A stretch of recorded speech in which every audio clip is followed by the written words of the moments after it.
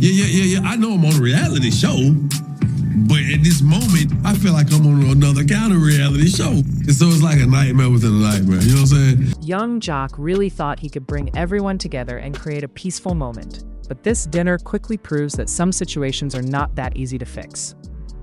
The idea sounded good on paper, getting all his kids' mothers in one room, showing unity, and trying to move forward as one big family.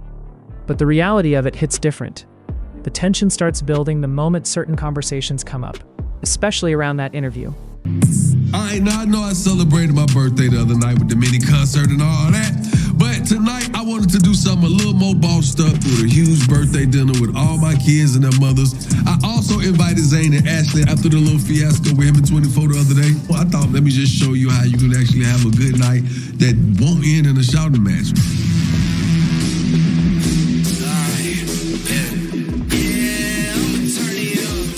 This is Kendra and my youngest daughter's mother, Gloria. First time meeting up, and I just don't want things to end up like the last meeting of the mothers. I'm so sick of this bitch. I would have never had him if you were good enough to keep him in the first place. You stupid. I'm just hoping everyone could keep it cordial for the kids.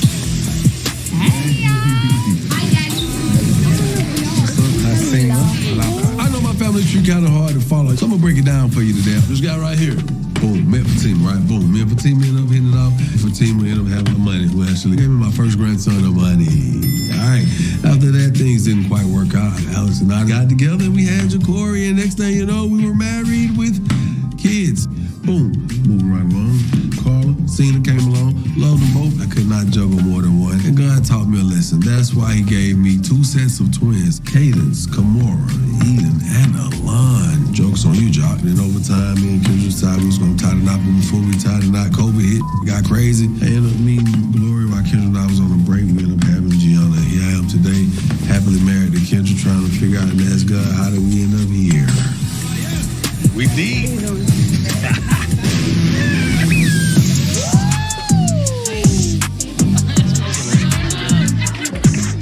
Appreciate Jock inviting me and Ashley out to his birthday dinner, even though things got out of pocket with me and 24. But now that I'm looking around the room, I feel like this party is just me, Ashley, and all his baby mamas and his kids. What's going on here? Jock, how many baby mamas? Yeah. 5. All of them. The only 2 not here now is Carla and Gloria. Gianna's mom. The youngest? Yeah, the youngest is mom. Oh, but she's coming? Yeah, she's supposed to go. Yeah. Super delicious. Tonight was inevitable. Gloria and I were eventually going to have to come together, be cordial, because she has a child with Jocelle. I just can't lie and say, oh, it don't bother me that I got to sit up here and sit at a table with a whore. But I'm a professional. I'm a class act. I can do it. How you doing? Hey, how you doing?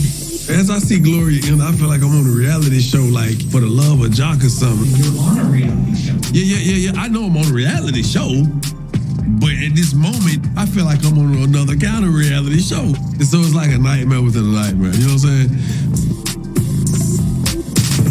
My birthday. The only wish I asked if, we could all just be able to break bread together. And to see us be able to do that, I feel a lot better. I'm just happy that, I could sit amongst people that have been very inspirational in my life and people that have, helped me become the person I am today. So even to take the time to say thank you to my wife. You're welcome, baby. For being, understanding of the situation. And to Gloria, thank you for being present. Considering the nature of the past 5 to 6 years of my life, it's been some moments. Now, I do know that it's people on the outside looking like, this is your life? It is what it is, but I wouldn't change it for the world. I'm just happy to have us all here. I love my husband. And a lot of times we have to do stuff that we don't want to do, but the doing of that thing is better for the greater good. And I'm open to, working towards us being able to have more family gatherings with actually me being present. So, I'm not a miracle worker. I'm not Jesus. I'll attempt and I'll try. And I think tonight was a good first step. I do feel like this moment could have come earlier, but who am I to say when someone is ready? But I respect Kendra a lot for coming on around. I just want to get some more pink lemonade. I'm going in with the mothers, the other mothers. Yes. I'm going to see you soon. Nice to meet you. Nice to meet you too. I'm gonna follow my wife real quick. Now, I knew this moment was coming, but damn, everybody getting up from the table at one time only made the situation this much more awkward. And now I got Kendra and Gloria both looking at me, not speaking.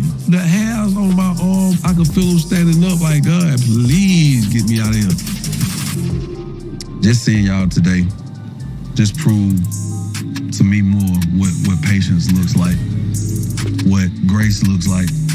Thank y'all both. Absolutely. So, y'all are used to being around each other, though. We have tons of family events. Gloria was like the missing piece. That's why I was saying I was so happy to see Gloria, because every time we have an event or have something, she's not like allowed to come.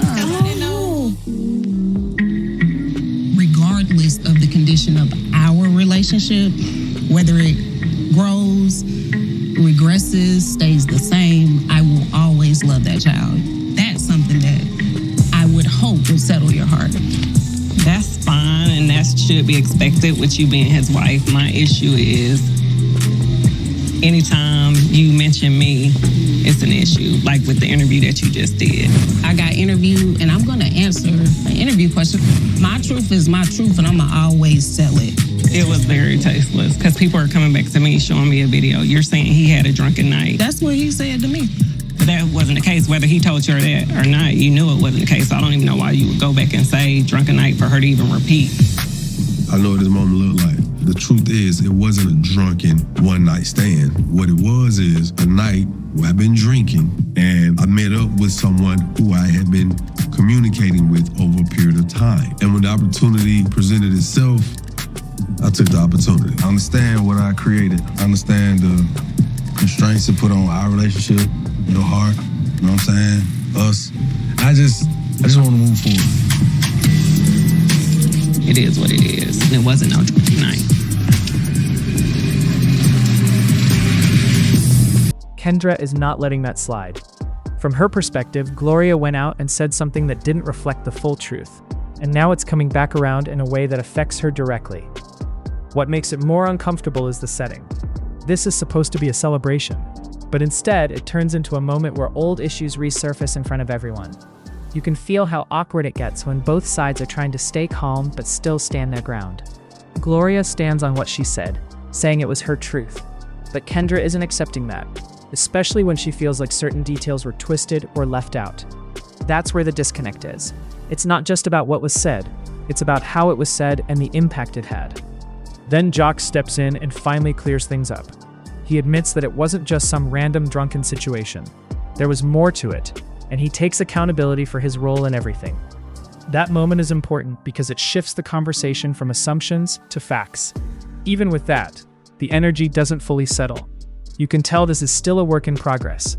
Respect is being tested, boundaries are being set, and while there's an effort to move forward, the tension between Kendra and Gloria is far from over.